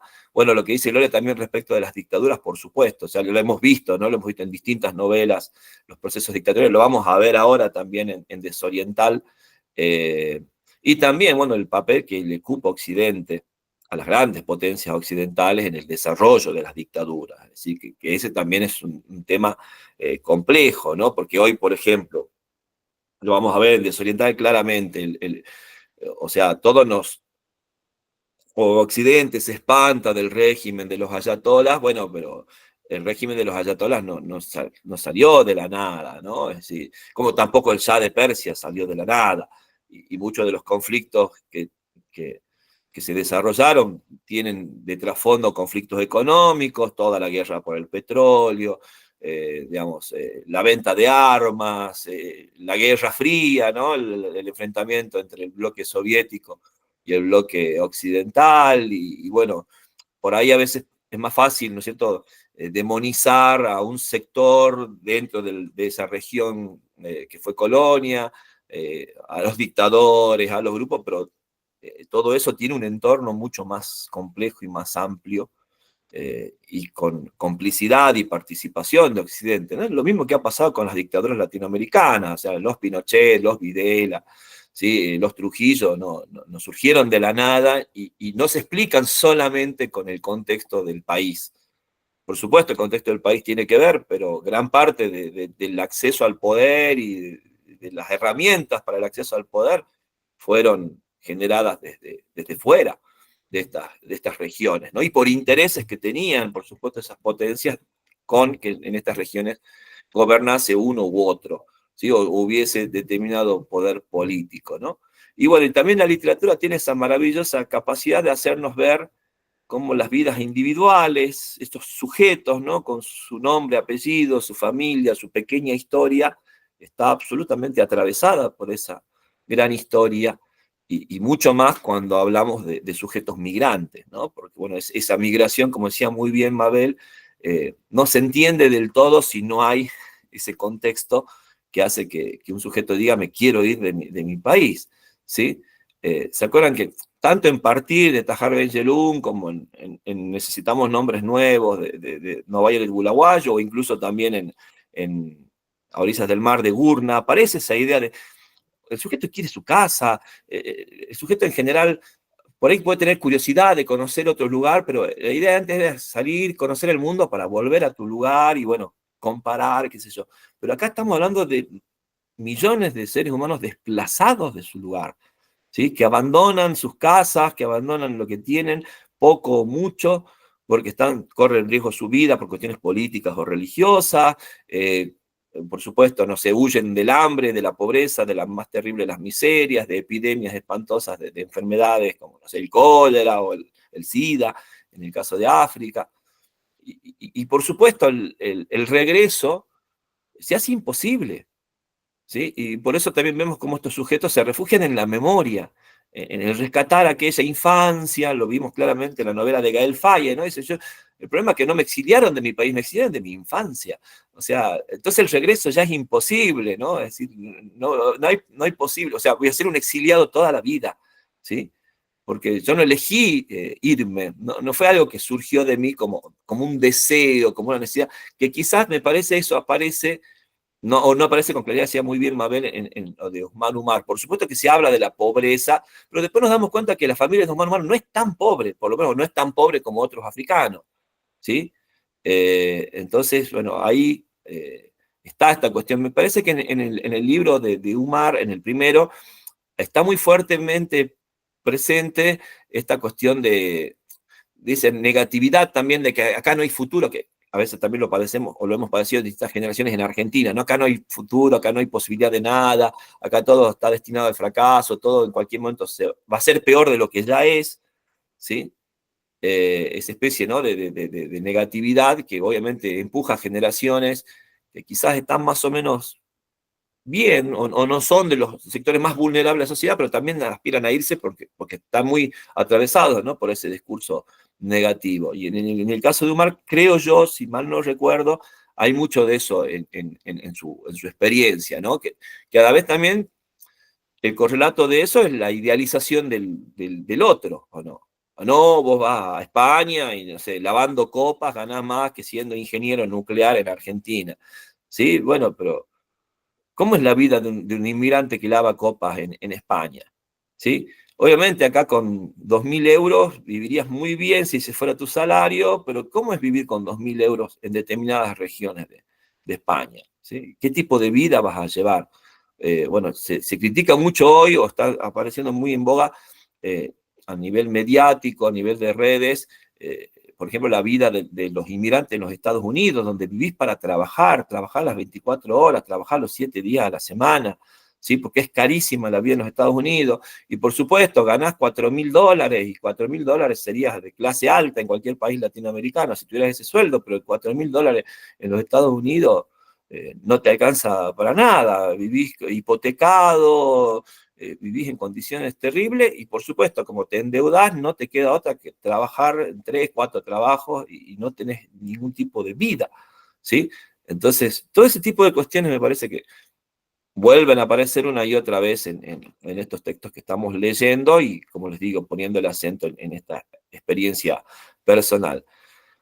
Bueno, no sé si alguien quisiera agregar algo más, ya estamos llegando al final de Sí. este encuentro. Sí, sí, a ver. No, quería decir, con respecto a lo que vos ya dijiste, que en el país de los blancos menciona, en algún momento que el racismo no es solo, o sea, el racismo se da porque, bueno, por tu piel, por tu vestimenta, pero de pronto si es un jeque árabe, alguien un representante de mucha plata, de petrolero, a pesar de ser árabe, musulmán, de vestido horrible, no sufre el racismo. Porque, bueno, la situación, o sea, el racismo muchas veces está relacionado a lo socioeconómico. Eso lo plantea en algún momento en el país de los blancos. Sí, por supuesto, totalmente de acuerdo. O sea, son dos cuestiones muy, inseparables en realidad. Digamos, no es una cuestión solamente, digamos, de valores morales o de percepciones que tiene que ver con lo social únicamente. Lo económico tiene una enorme implicancia en todas estas representaciones. Bueno, nos vamos a volver a ver el día 20 de acá a 2 semanas, ¿sí? Desorientar es una novela extensa, ya el título obviamente nos va, ese juego, ¿no? De palabras, que a su vez también tiene que ver con el desconocimiento que tenemos de Oriente, o las representaciones de nuevo esquemática que tenemos de Oriente, y por supuesto con la desorientación que tiene esta mujer migrante que es la protagonista de la novela. Es una novela, como les decía, una saga familiar, ¿no? La historia de la protagonista, de su madre, de su abuela, de su bisabuela. Por supuesto, una enorme importancia tiene lo femenino, ¿no? Porque los personajes principales son mujeres, aunque también, por supuesto, el lugar que tuvieron esos bisabuelos, abuelos y padres en la vida de todas estas mujeres, ¿no? Y de nuevo también, por supuesto, es París, es Francia, ¿sí?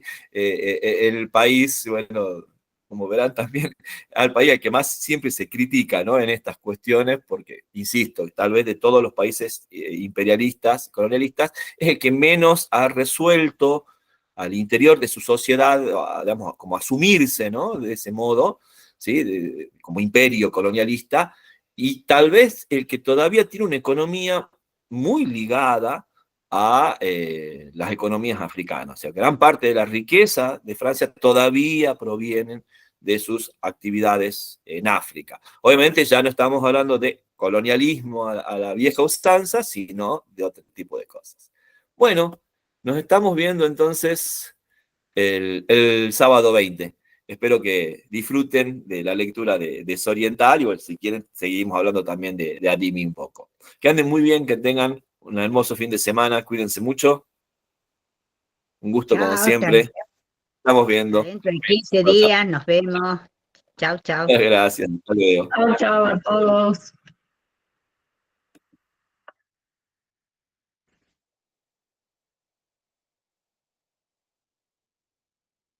Ay, Dios, ¿qué pasó?